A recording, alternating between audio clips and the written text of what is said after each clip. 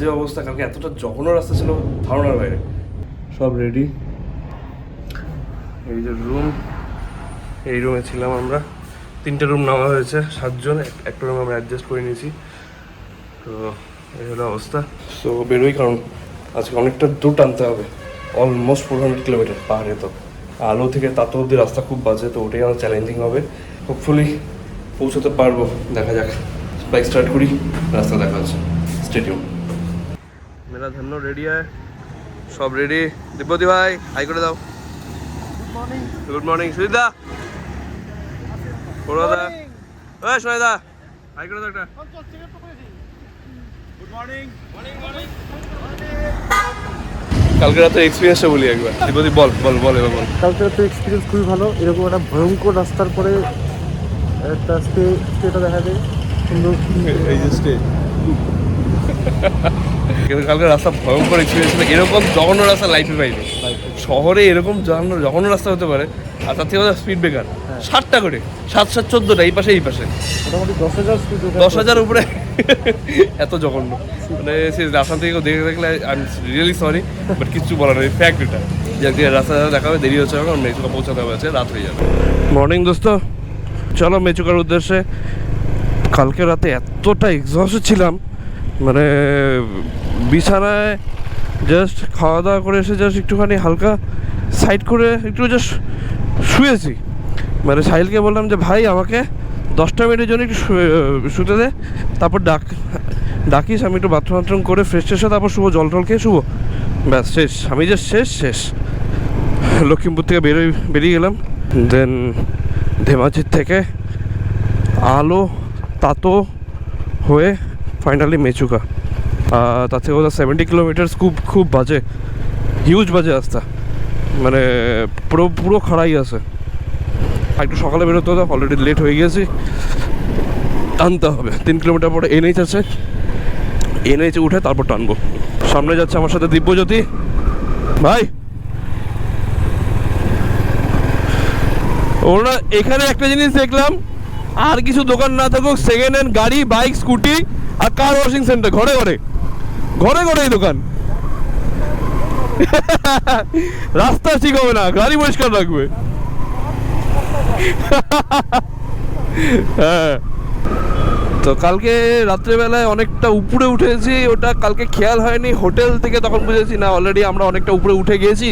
পাহাড় ওই যে দেখা যাচ্ছে, ভিজিবিলিটি কতটা আমি জানি না গোপ্রোতে, but yes we are on the way. ওই বাইপাস হয়ে হাই রোড এনএইচ পেয়ে গেছি। এখান থেকে ধেমাচ্ছে 71 কিলোমিটার্স।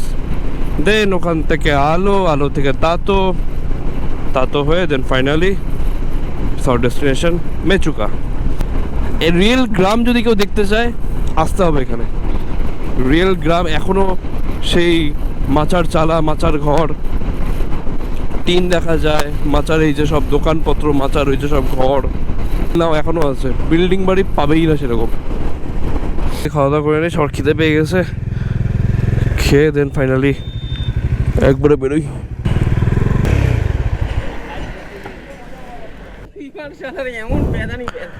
আরে ও তো বাজে চালাচ্ছে, বাসালা ও তো বাজে চালাচ্ছে, খারাপ পাওয়ার কি হচ্ছে ভাই?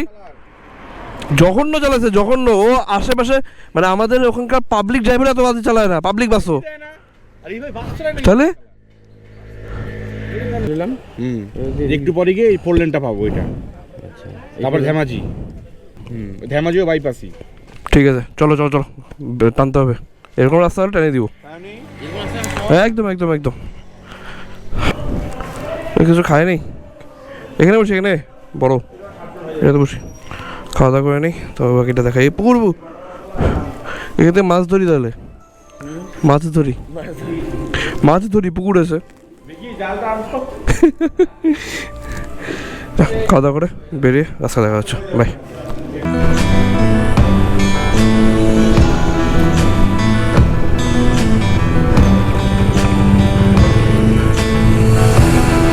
রাস্তা এই যে, সে অ্যাডভেঞ্চার হোক আর নর্মাল ক্রুজিং বাইক হোক বা নর্মাল স্পোর্টস বাইক হোক, সবাইকেই কালকে হিলিয়ে রেখে দিয়েছে।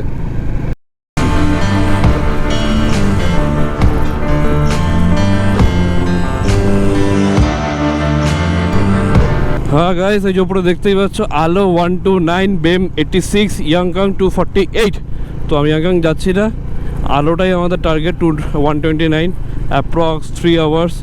যদি রাস্তা ভালো থাকে দেন তো হয়েই গেল, আর যদি না হয় তাহলে এটা ট্র্যাজেডি ধরা যাবে।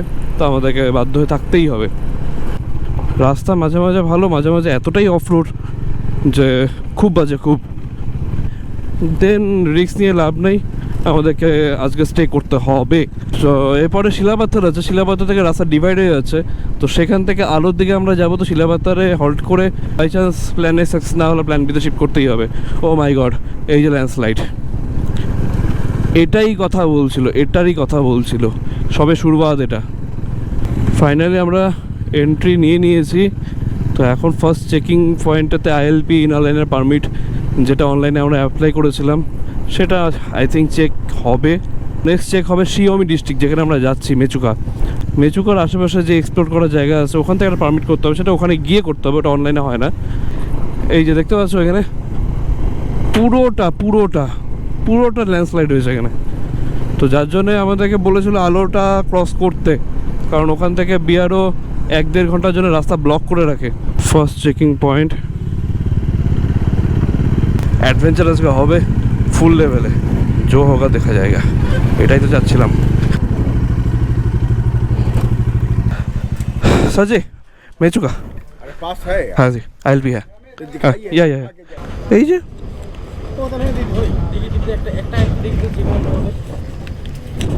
তোমরা এগুলা ভেরিফাই করতে পারো না? হ্যাঁ ভেরিফাই নট রিকোয়ার্ড লেখা আছে, আমি কেন করবো? सर जी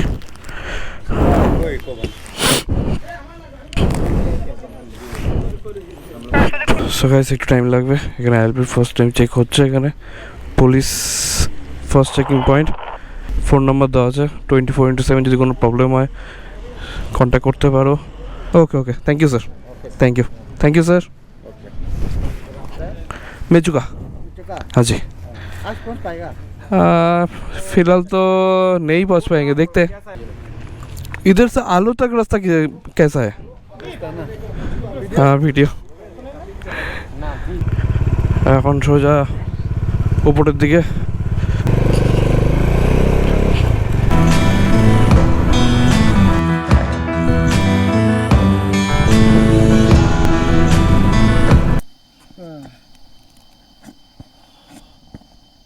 এখন সবার জন্য ওয়েট করছি, সবাই আসুক। ওয়াকি টকিতে একজনকে পাওয়া গেল, মানে 2.5-3 কিলোমিটার ডিস্টেন্সের মধ্যেই আছে গ্রুপটা। রাস্তা ঠান্ডা আছে না, সেই ঠান্ডা। একজনের চেহারার যে অবস্থা, শিম্পাঞ্জি যদি আমাদের সামনে আসে ও ভয় পাবে। নিজে প্রথমে প্রাউড ফিল করবে যে আমার থেকে খারাপ দেখতে কেউ আসে। 2 দিনেই অবস্থা, এবারে গোটা ট্রিপটা বাকি। আমরা একটু ওয়েট করি। রাস্তার হালত নিচে খুব খারাপ ছিল, বহুত খারাপ, অনেকটা অফ রোডিং ছিল। আর কটা 200 গাড়ি আছে, ওরা টানতে পারবে কিনা সন্দেহ ওইটাই। আমাদের একজন মেম্বার মনে হয় পড়ে গেছে, ক্লাচ লিভারটা মানে ভেঙে গেছে, আর হাতে বোধহয় চোট পেয়েছে, যার জন্য নিচে নামছি। আমি অনেকটা উপরে উঠে গেছিলাম। এখন ভগবান করুক সেরকম সিরিয়াস কিছু না হোক। আগেরবারও সেম জিনিস হয়েছিল, আজকেও সেম। যাই হোক, হোপফুলি যেন ঠিক থাকে, তেমন যেন কিছু না হয়। নিচে যাই, বাকিটা দেখাচ্ছি।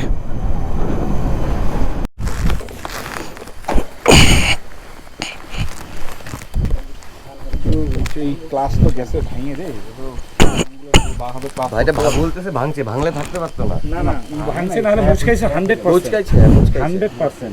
না ভাঙার থেকে মুচকানি আরো ডেঞ্জার। কিন্তু হোল্ড অন, আমার কাছে মুভ আছে, স্প্রে আছে। স্প্রে আছে, বলিং স্প্রে করে তারপর পুরো করতে হবে। কি পড়লো কিভাবে? আরে একদম আস্তে বাবু। আরে এই যে এখন পড়ার থাকলে একটা কথা আছে না। না পড়লো কোথায়? পড়ছে না কোথায়?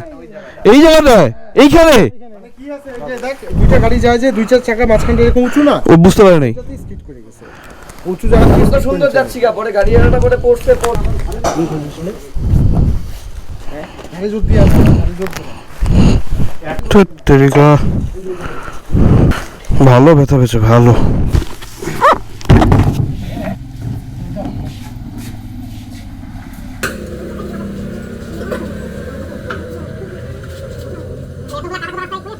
সম্ভব হাত ভাঙেনি, বাট ফ্র্যাকচার হয়েছে এটুকু 100% শিওর। মানে হাত একদম ফুলে একদম টম্বুল, পাও ফুলে গেছে। চলো অলোকে, তো ওকে সোনাদার ব্যাগে তুলে দিলাম।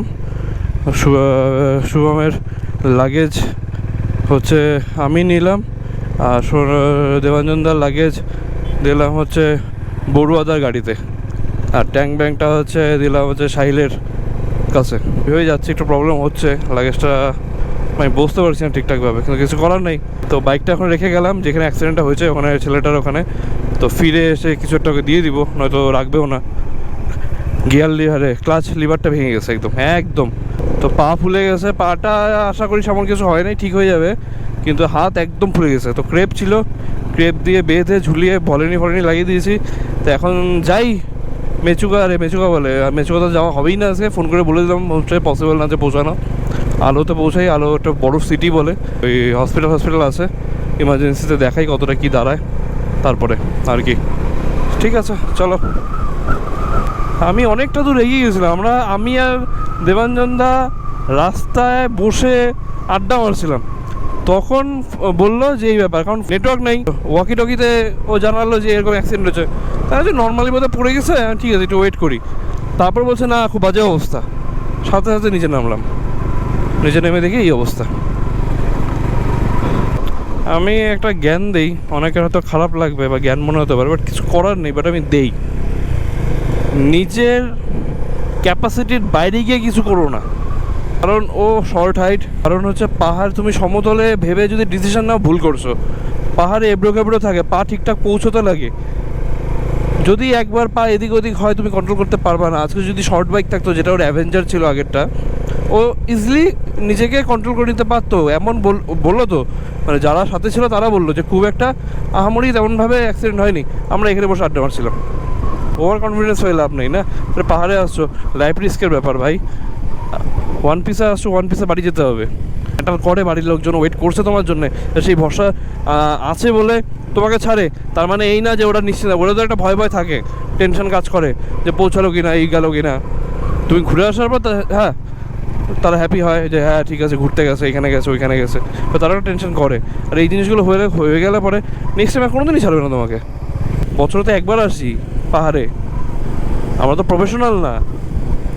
বছরে সারা বছরে একটা বারই ওয়েট করে থাকি সারা বছরের জন্য, যে শীতটা আসবে আমি যাব, একটু ঘুরে আসো। এই না নো ডাউট গাড়ি ভালো, আমি কোনো গাড়িকে খারাপ বলবো না। ডিপেন্ড করে মানুষের উপর, সে কীভাবে সেটাকে ইউটিলাইজেশন আছে তার, সে কীভাবে ইউটিলাইজ করবে সেটা তার উপর ডিপেন্ড করে।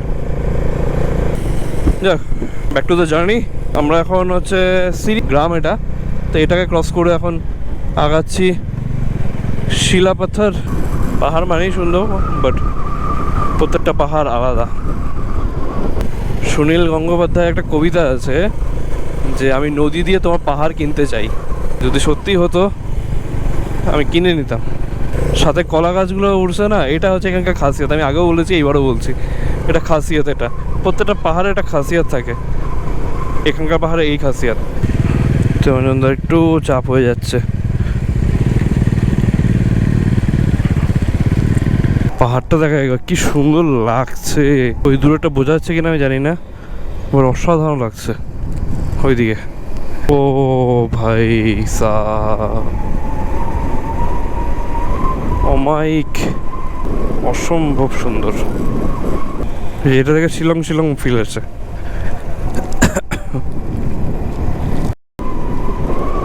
গেন্সি 22, বাসার 44। তো রিমোট এরিয়ায় মানুষজনের কমিউনিকেশনের অবস্থা সত্যি খুব বাজে।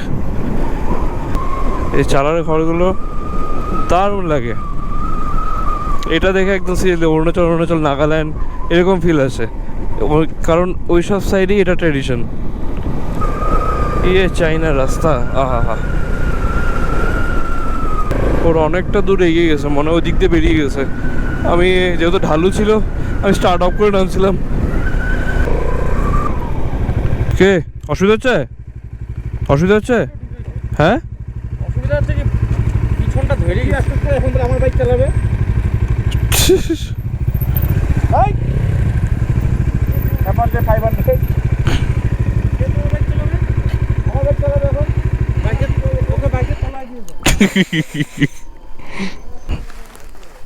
ও কি বলে ও বাইক চালাবে? ওকে তাহলে গাড়ি করে পাঠাই দিই একটা গাড়িতে, গিয়ে ও গাড়িটা নিয়ে আসুক। ও ওয়াও,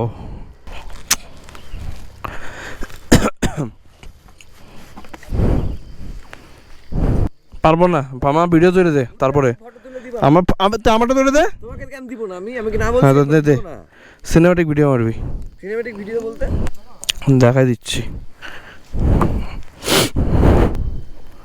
প্রথমে এটা নিবি, ঠিক আছে?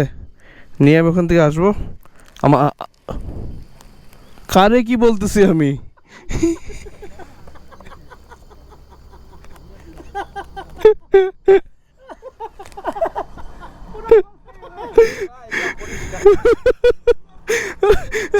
আমি কাকে কি বলবো? পিছনে দাঁড়ানো, আমি ওকে বললাম যে এইভাবে নিবি, এভাবে নিবি, অনেক নাই। শালা হারামজাদা, তোর ঘন্টা বড় জুড়ে দেবো তো আমি। This A prank prank.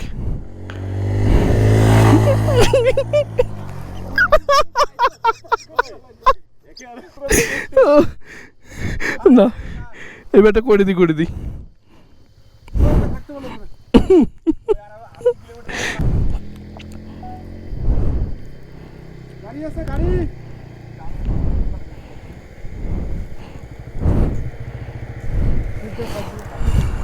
Surprise দেখাই, বাইসনেরই একটা প্রজাতি, এটাকে মিঠুন বলে, এটা বাচ্চা। তার মানে আশেপাশে বাইসন আছে। তুলে দিছ না সুজিত দা আমার একটা।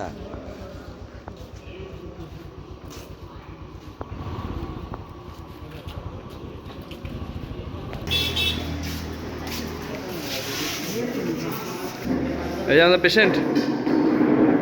পেশেন্ট উল্টাই গেছে।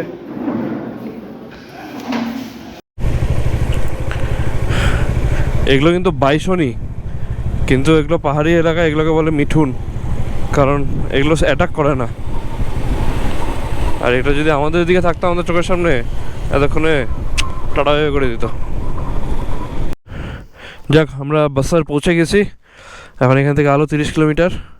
তো বাকিদের বলে দিই এগোতে, বলো আগাও, আমরা আসছি, আগাও সবাই।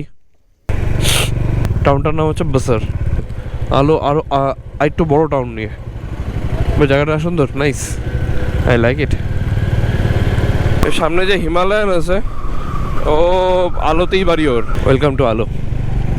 Wow, it's a nice town, সুন্দর। ও বললো ওর জান পেহচানের একটা আছে হোমস্টে বা কিছু, ওর ওখানে গিয়ে স্টে করবো তাহলে।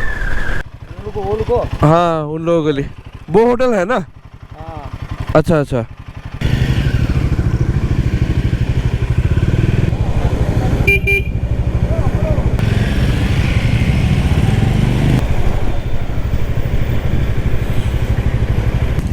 ওই ভাইটা, ওই ছেলেটা ওই হোটেলটা বললো, ওইটা। ওয়েলকাম টু হোটেল আলো। দেখি এখানে কিরকম কি আছে না। ছেলেটা অনেক হেল্প করছে, ছেলেটা লোকাল, এরকম হেল্প করে না ভাই। তো আমরা আলো হোমস্টেতে একজনের সাথে দেখা হয়েছে, বললামই তখন, ও এতটা হেল্পফুল। ও বলে এটা যদি এক্সপেন্সিভ হয় অন্য একটা হোটেলে নিয়ে গেল, অন্য জায়গায় দেখলো, দেখার পরে দেখালো। এখন শুভমকে ওই ছেলেটাই ডাক্তারের ওখানে নিয়ে যাচ্ছে। তাহলে বাবা কতটা হেল্পফুল, আমি একবার দেখাবো ওকে। ये भैया जी, इन्होंने हम लोगों को बहुत हेल्प किया, seriously thank you so much. আর এই যে শুভমের এই যে হাতের একদম যাতা অবস্থা, ওই যে পায়েও লেগে গেছে, তো দেবাঞ্জনদার সাথে করে নিয়ে যাচ্ছে। এখানে থাকবো, ওরা আসুক, ওরা ডাক্তার দেখিয়ে আসুক, তারপরে বাকি ইন্ট্রোডাকশনটা দেখাচ্ছি, ঠিক আছে? চলো সিদ্ধা বলো। আচ্ছা, এটা রাস্তায় দেখা হলো এবং দেখে তো ভাবলাম তো আমাদের টিমেরই লোক হতে লাগে। তো তুমি তার সাথে কথা বললা, কথা বলার পর তো একটা জিনিসটা জানা হয়ে গেল। আর হোটেলটাতে সব কিছু ওই বুক করে দিল, হ্যাঁ, থাকার জায়গাগুলো খুঁজে দিল, অনেকটা আমাদের হেল্প হয়ে গেল। অনেকটা আমার প্রচুর হেল্প, এই হেল্প বোধহয় আমরাও হবে না, হবে না। করি না, না না এতটা হেল্প করি না। নিজে আসলো, এখন ও নিজেই নিয়ে গেল, নিজে আবার ডাক্তারের কাছে নিয়ে গেল। ইভেন এটাও বললো যে এটা যদি পছন্দ না হয় অন্য একটা হোটেলে চলো, সেটা আবার দেবাঞ্জনকে নিজের বাইকে করেই তুলে নিয়ে গেল। এতটা কে করবে ভাই? সিরিয়াসলি ভালো লাগলো, সিরিয়াসলি ভালো লাগলো, এটা মনে থাকবে সারা জীবন। যাক ঠিক আছে, ফ্রেশ ট্রেশ হই, তারপরে যাই রুমে যাই। রুমটা দেখাই, মনে হচ্ছে আমরা হচ্ছে আর্মিতে আসছি, রেজিমেন্ট, আমরা ফোর্স রিক্রুট হয়েছে। ওই যে আরেকটা পুরি বের করে